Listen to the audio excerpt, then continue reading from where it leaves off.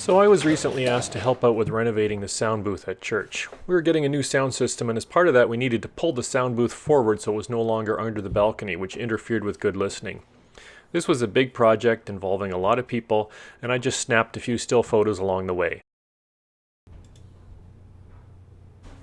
My main contribution was the design and the construction of the 3 desks that were being fitted into the booth.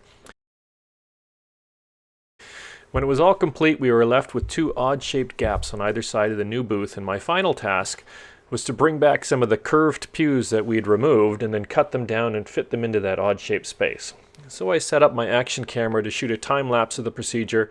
This was done in the evening without supplemental lighting, and the church is a really big space, so the photos, well, they're a bit grainy, but I thought someone might find this interesting. So the first thing we do is pull the pew out of storage, and this is the 3rd pew, so by now we've pretty much got the process down. We bring it here, and it's way too long, so we measure the space roughly and add about 7 to 10 inches to that, and then we cut the pew down, so now we can at least put it in position to do measurements. So we measure how far it sticks into the aisle, and then we transfer that measurement to the other side, now measuring against the angled wall, and then I put some tape down to mark the spot, and then I start cutting.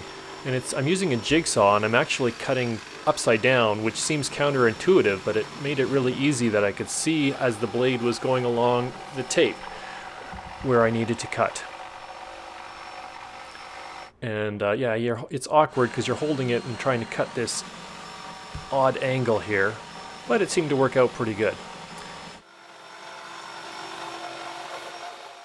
And then we'd move the cut pew into position, and we checked it and double checked it to see if there was any more tweaking that needed to be done.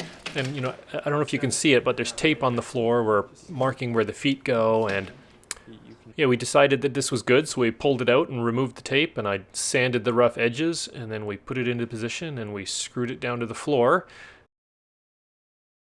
And the last thing I did is I added a little bracket here just to hold the back against the side.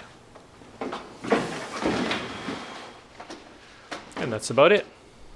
We'll see you next time.